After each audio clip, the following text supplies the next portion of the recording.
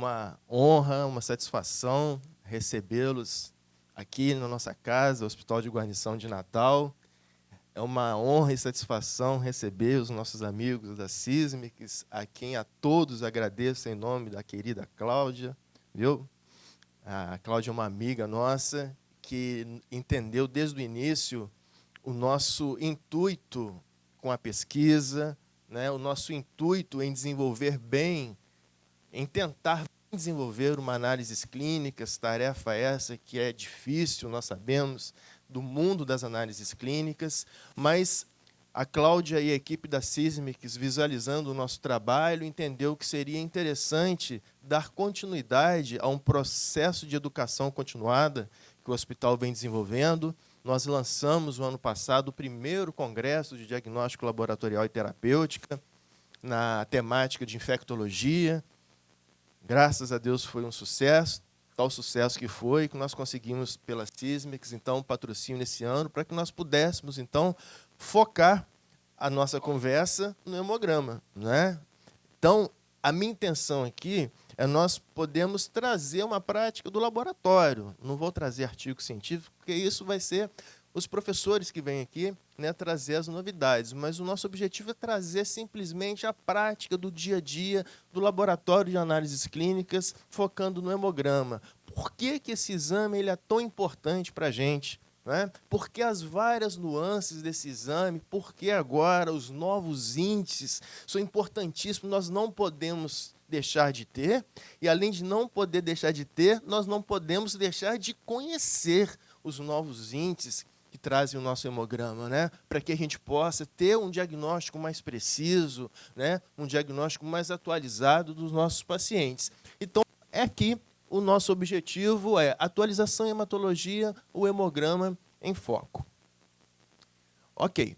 Então, para que a gente possa começar a nossa conversa de hoje, é importante a gente entender por que a gente centrou a nossa visão no hemograma.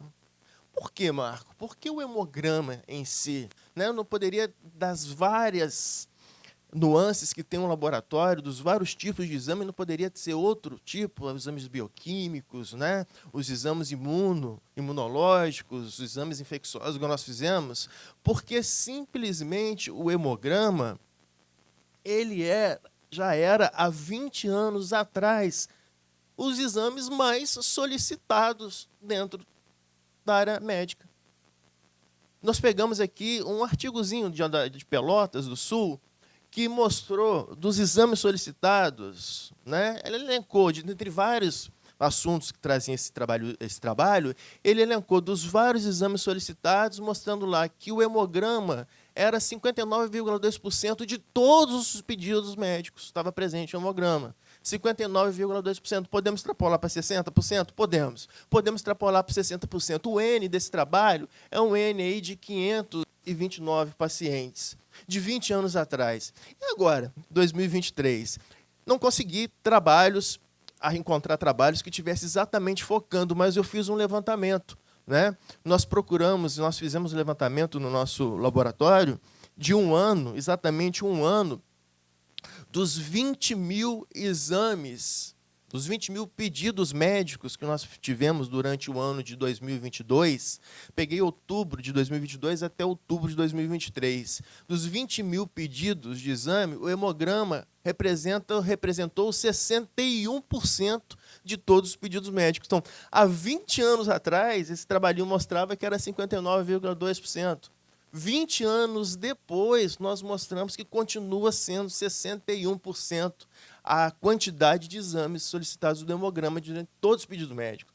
Então, por isso que nós devemos conversar sobre o hemograma. Se nós entendermos bem o hemograma, todas as suas nuances, nós estamos entendendo bem 60% das intenções clínicas.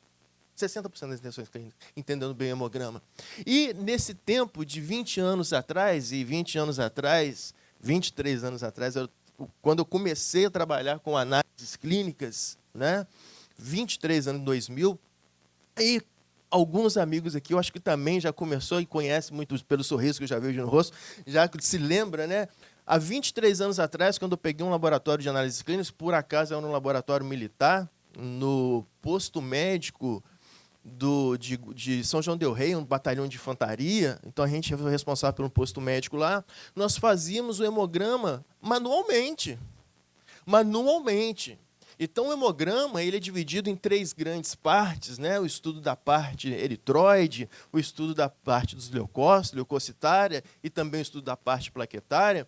Então, para a gente desenvolver só o início da primeira parte do hemograma, que é a parte eritroide, o estudo dela, para a gente entender como que chegava no hematócrito, nós precisávamos de usar uma centrífuga, né? Precisávamos de usar uma centrífuga, precisávamos de utilizar o chamado, aquele capilarzinho, né? Para que nós pudéssemos encher ele de sangue e centrifugar uma microcentrífuga para nós podermos ter o percentual dos glóbulos vermelhos em função da quantidade toda de sangue. E depois de centrifugar esse microhematócrito, nós tínhamos que pegar uma reguinha para poder, então, posicionar aqui na extremidade superior, na extremidade inferior, e traçar uma reta e achar uma pequena parte do hemograma, né? Uma pequena parte da linhagem eritroide. Tínhamos que diluir as hemácias e contar em câmara de Neubauer. Tínhamos que diluir os leucócitos também, contar plaqueta em câmara de Neubauer. Quem já fez isso sabe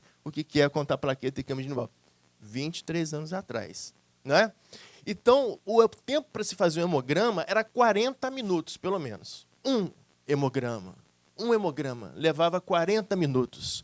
Hoje, hoje tem uma musiquinha, viu, no fundo desse vídeo aí. Hoje temos a automação.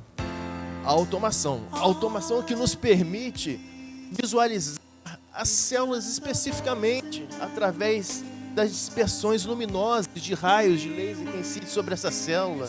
Em função da complexidade celular, nós conseguimos estabelecer qual célula específica, qual subtipo de célula específica nós estamos tratando.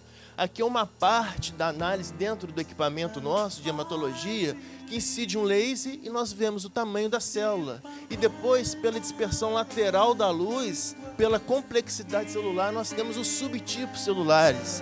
E podemos brincar, podemos adicionar anticorpos monoclonais e saber quais os antígenos específicos que tem nessas células, quais os marcadores específicos, obter gráficos. E sabemos, então, as linhagens, se temos linhagens imaturas, mais ou menos imaturas. Então, é muito bonito hoje em dia nós trabalharmos com o hemograma.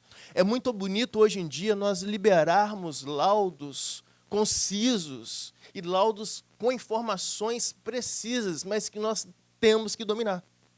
Não adianta nada nós realizarmos um hemograma maravilhoso. Nós temos um know-how aqui no Laboratório de Análises Clínicas do Rio Grande do Norte, que o nosso hemograma é um dos poucos hemogramas que nós colocamos os índices, os novos índices de células imaturas, tanto na parte eritrocíticas, quanto reticulócitos imaturos, frações de reticulócitos imaturas, frações de plaquetas imaturas, e a gente vai entender durante os nossos encontros desse congresso por que é importante esses novos índices. Então, nós somos um dos primeiros que implantaram esses índices no laudo. Então, com a automação, nós conseguimos não somente ter aqueles dados antigos, né? Por exemplo, da parte eritroide, nós tínhamos aqueles dados da contagem de hemácia, dosagem de hemoglobina, a dosagem do hematócrito, os índices hematimétricos, as observações, mas hoje em dia nós conseguimos ter um laudo com novos parâmetros que nos possibilitam informações N a respeito dos nossos pacientes. Informações N. Aqui, no caso, nós temos o exame de um filho de um amigo nosso, daqui do hospital. Esse filho desse nosso amigo, ele pegou uma infecção bacteriana no canal vestibular, teve que ir para uma cirurgia às pressas e ficou em uso de vancomicina. E esse hemograma aqui é um hemograma já quando ele estava no processo de recuperação. Então, se nós observarmos aqui, nós temos um VCM, um hemograma com uma ligeira microcitose. Mas por quê? Porque é uma fase já de término de recuperação. Como era um processo infeccioso, o hemograma dele era um hemograma microcítico e hipocrômico devido ao processo infeccioso que ele adquiriu. já era um processo uma fase de recuperação, um HCM limítrofe, mas isso aqui é importante, mostrando que uma certa reticulocitose de 1,99%. Ele estava com uma reticulocitose maior, e aí estava no processo de recuperação, abaixando essa reticulocitose. A fração de reticulócitos imaturos mostrando o seguinte: novos reticulócitos sendo produzidos, e aí o parâmetro que o clínico teve do início do processo de recuperação o primeiro parâmetro começou a diminuir essa fração reticulocitária imatura. Né? Obrigado. E aqui uma coisa que eu gosto muito quando eu vejo o hemograma é a análise da morfologia celular. Né? Então, eu fiz questão de mostrar aqui, de lembrarmos a importância de nós nos determos não só nas análises quantitativas, mas nas análises morfológicas, mostrando o seguinte: a acurácia do analista clínico em olhar a lâmina, né? Ter o seu olhar centrado na lâmina, e somente a lâmina te mostra dados que são importantíssimos para nós que somos laboratoristas. E muitas das vezes nós deixamos isso de lado. Muitas das vezes, qualquer que seja a região onde nós estivermos, do país ou do mundo, a importância não só de nós nos determos o nosso olhar na parte quantitativa, mas especificamente na parte morfológica, para a gente fornecer laudos concisos. E aqui eu trago uma representaçãozinha de quando eu estava há 12 anos atrás, no meio da selva amazônica, trabalhando com comunidades indígenas no Hospital de Guarnição de São Gabriel da Cachoeira. E aqui, nós fazendo um hemograma simples, um equipamento simples, mas com atenção, o foco na parte observacional da lâmina, linhagem morfológica. E aqui nós pegamos uma lâmina de uma criança, de um recém-nascido indígena, que o campo estava repleto de hemácias com pontilhados basófilos. Repleto. Poderia ser uma simples anemia? Poderia ser uma simples anemia. Mas, como tinha muito pontilhado basófico, nós sabemos que o pontilhado basófico ele leva para nós uma informação que pode estar relacionada com intoxicações por metais pesados. E nós resolvemos investigar essa criança devido à análise morfológica da lâmina. Então, nós pegamos o soro, mandamos o soro para Manaus para dosar metal pesado. E, para nossa surpresa, nós encontramos uma alta taxa de chumbo no sangue desse recém-nascido. Nós fomos verificar por que esse recém-nascido estava intoxicado por chumbo. Ele estava em aleitamento materno. Então, a mãe era de uma tribo indígena que era próximo dos rios, dos grandes rios da Amazônia, e nós sabemos que na Amazônia há a prática do garimpo ilegal. Né? E nós sabemos que o chumbo é utilizado no processo da separação do ouro. Então, essa mãe ela utilizava o rio para tomar banho, para levar água para casa. Então, a mãe estava se intoxicando e passando esse chumbo pelo aleitamento para essa criança. Então, com o simples ato do hemograma, nós observando com maior acurácia aquela lâmina, com carinho, dando atenção para o paciente, nós chegamos, então, a esse diagnóstico desse recém-nascido que estava sendo intoxicado por chumbo. E também essa observação de lâminas lá na Amazônia, nós podíamos, em várias oportunidades, observarmos nos nossos esfregaços a presença de agregados plaquetários. E quando nós observávamos agregados plaquetários, nós visualizávamos que o paciente tinha uma trombocitopenia. Mas será que esses pacientes, grande parte deles eram trombocitopênicos mesmo, uma redução de plaqueta? Nós fomos observar, lá tinha uma alta taxa da chamada pseudotrombocitopenia induzida pelo EDTA, lá na comunidade indígena. Então, a parte do agregado plaquetário chamou a nossa atenção, e a gente vai voltar nisso daqui mais para frente. E a análise do hemograma, da lâmina do hemograma, simples análise da lâmina do hemograma, possibilitando o diagnóstico aí, né, de malária. Malária, lá a gente não precisa de fazer a gota espessa. Com a própria observação do hemograma, nós fazíamos o diagnóstico de malária. Aqui um caso nós temos de malária mista, né? Temos trofozoito aí de plasmódio vivax e de plasmódio falcíparo. E aqui, pegando só um gancho, Marco, isso daí é só porque é lá na Amazônia. Não. Nós tivemos aqui, há 3 anos atrás, chegou para a gente um paciente grave que foi para a UTI da Marinha do Brasil. E esse paciente, nós fizemos o hemograma dele, um paciente com uma anemia considerável, fomos fazer a leitura da lâmina com uma acurácia melhor, observamos exatamente esse caso aqui. Hemácias, trazendo dentro das hemácias os trofozoítos de Plasmodium falciparum e Plasmodium vivax.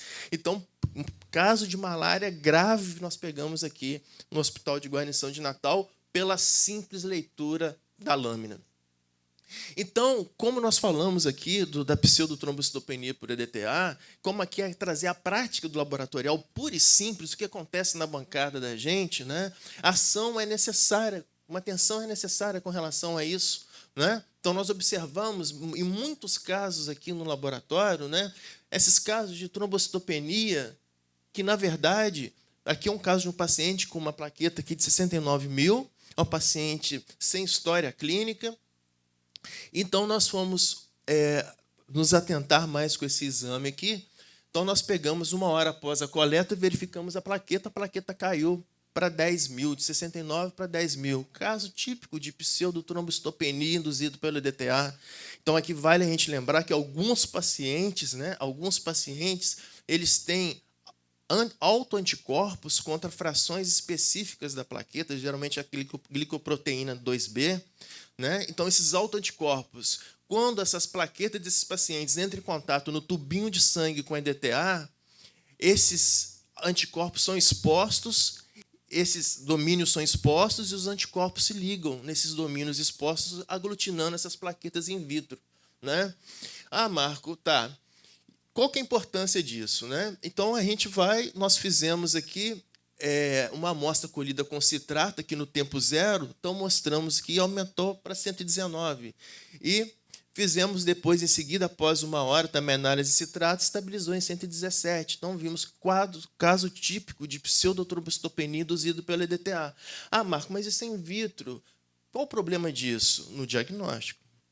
Se nós não prestamos atenção no nosso hemograma, no que nós estamos fornecendo para o clínico, uma trombocitopenia, uma pseudotrombocitopenia que nós não sabemos que é, o clínico vai e interpreta como uma trombocitopenia real. E isso é importantíssimo, importantíssimo. Por isso que é importante aqui estar clínicos, né, os médicos junto conosco aqui, para a gente poder chamar a atenção nesses parâmetros interessantes. E aí eu trago aqui um caso que nós tivemos aqui de um recém-nascido também, de um amigo nosso.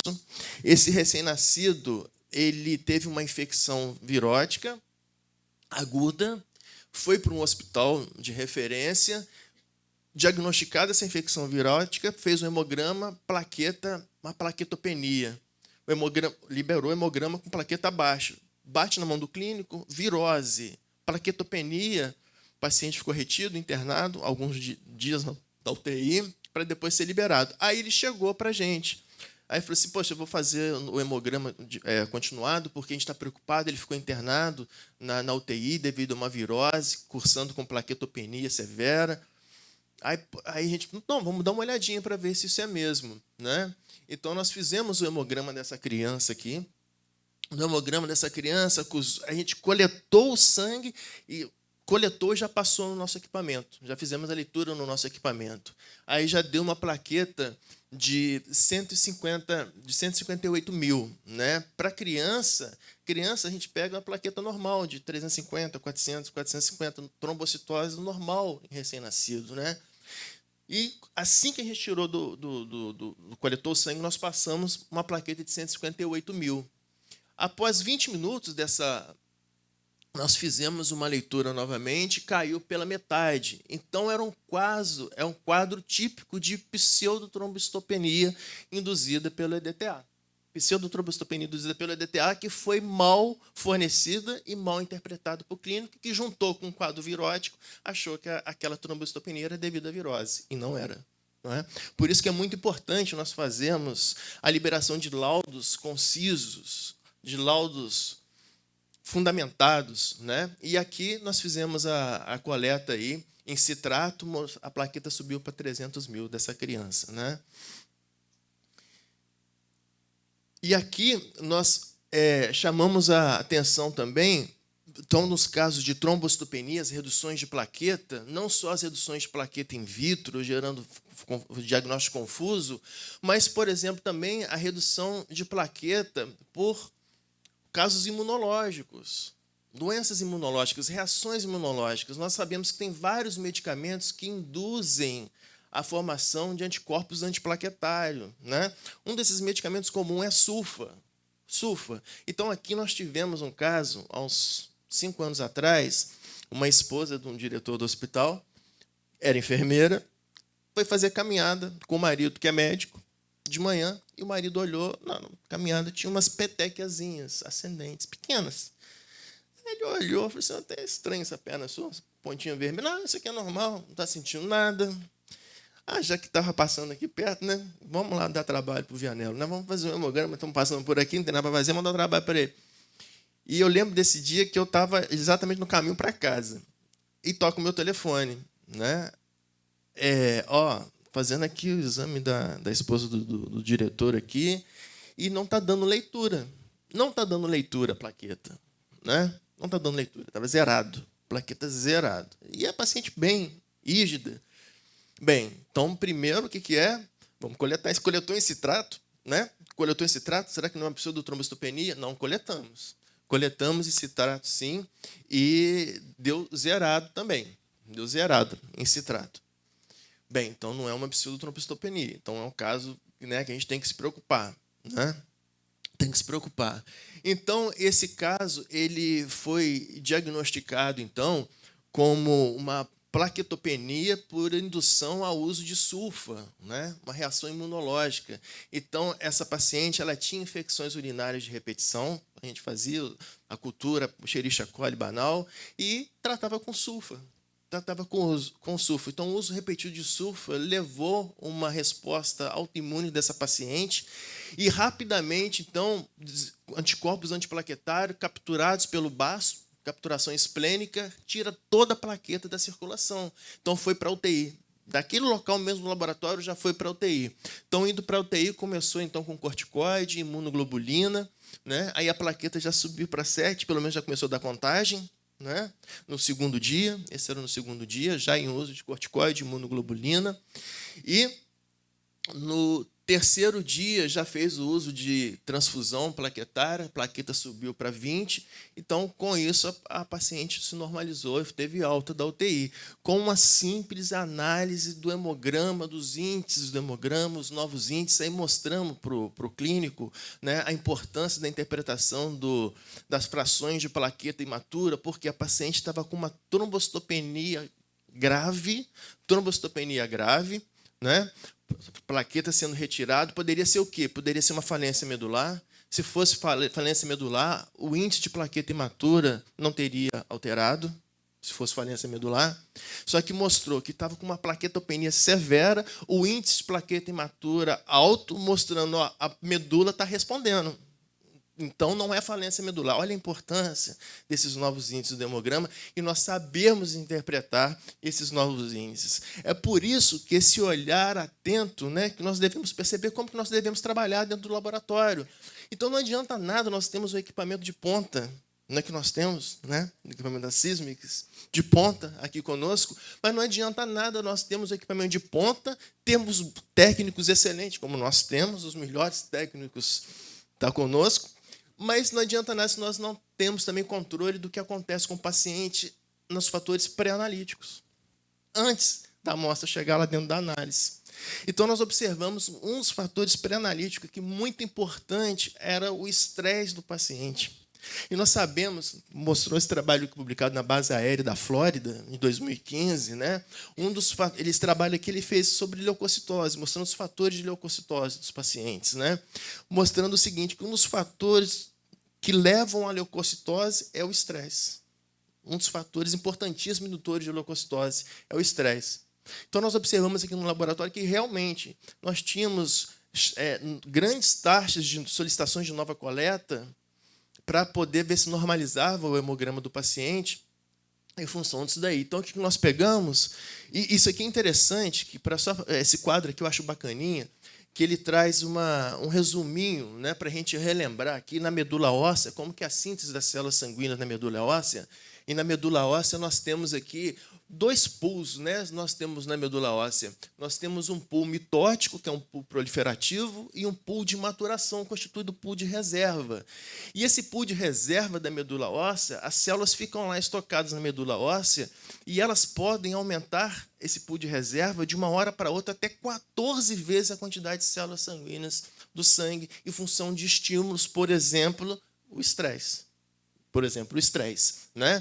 E aí esse pool de reserva ele vai liberando pouco a pouco as células para a circulação sanguínea.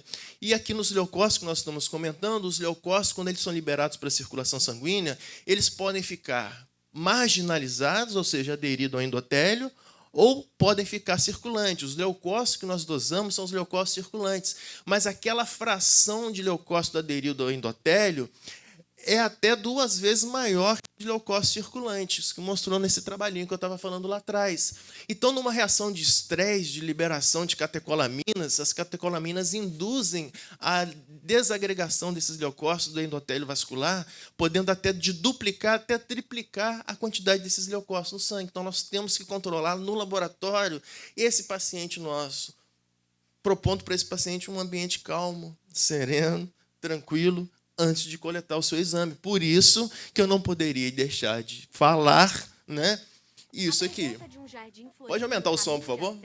Para o Laboratório de Análises Clínicas do Hospital de Guarnição de Natal, desempenha um papel crucial na melhoria da experiência dos pacientes, além de sua beleza estética. Esse espaço oferece benefícios terapêuticos significativos que vão além do que os olhos podem ver. Primeiramente, as flores têm a capacidade comprovada de relaxar as pessoas. O ato de admirar suas cores vibrantes e sentir seu suave perfume pode reduzir a ansiedade e o estresse que muitos pacientes podem sentir antes de entrar em um laboratório de análises clínicas. Isso é especialmente importante, pois um paciente mais calmo tende a colaborar melhor durante os procedimentos, o que pode resultar em resultados mais precisos. Além disso, um jardim florido cria um ambiente acolhedor e convidativo que desperta sorrisos nos rostos dos pacientes.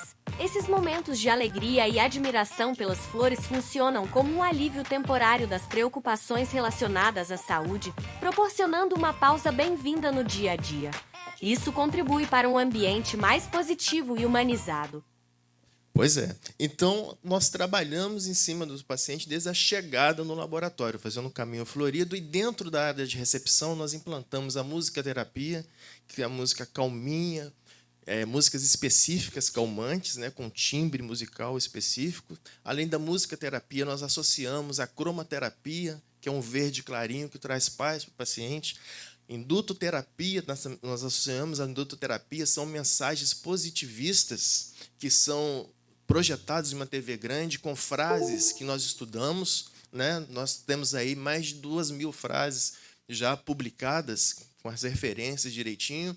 Quem quiser está no meu Instagram, Marco Vianello _43. Então, todo dia de manhã a gente publica essa frase nova e essas frases são projetadas. Então, associa-se a indutoterapia, frases positivistas, musicoterapia, cromoterapia e aromaterapia. São óleos essenciais calmantes que trabalham sobre o paciente. É impressionante a mudança que nós tivemos no perfil dos nossos pacientes e na redução de novas coletas. Então, para que nós possamos entender isso, né?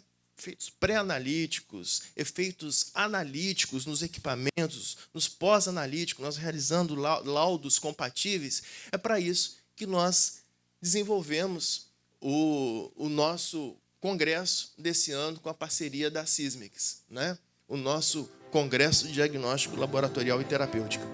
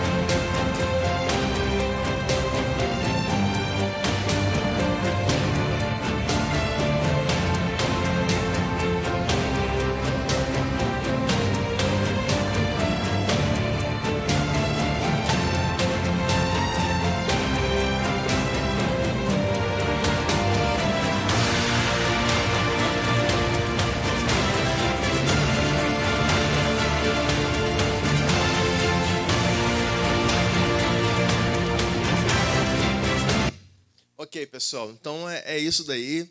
Vou parar de falar e agora deixar os nossos convidados assumirem. Então, meu muito obrigado mais uma vez a todos. Que tenhamos um excelente dia de palestras.